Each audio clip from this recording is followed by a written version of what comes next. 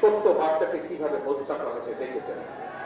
এখন এখন আমরা প্রথম থেকে বলে এসেছি যে আইনের দৃষ্টিতে কোন ব্যক্তি যদি অপরাধ করে তার শাস্তি পেতে হবে।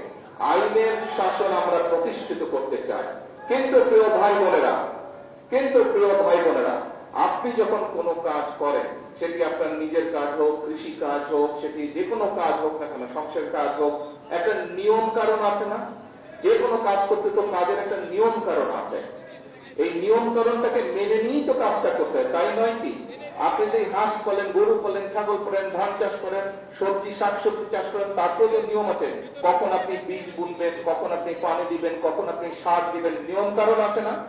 ঠিক যে কোনো অন্যায়কারীর তাকে শাস্তি দিতে হলে, তাকে তার বিচার করতে হলে সরকারের কতগুলো নিয়ম কারণ আছে।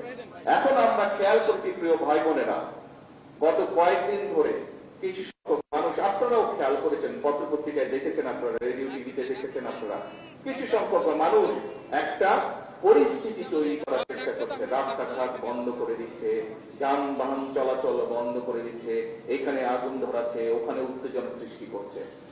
এই কাজগুলো যারা তারা করে, তাহলে আপনারা কি মনে করেন, প্রথমে কি আইনের শাসনকে তারা বাধাগ্রস্ত করছে না?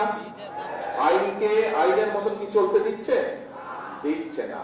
প্রিয় ভাই বোনেরা, আমরা খেয়াল করে দেখেছি যে এই যে অন্তর্বর্তীকালীন সরকার যখন ক্ষমতায় ছিল, এই 12 তারিখে নির্বাচনের আগে যে অন্তর্বর্তীকালীন সরকার ছিল, সেই সময় আমরা দেখেছি দেশে কয়েকটি দুঃখজনক এরকম অন্যায় ঘটেছে।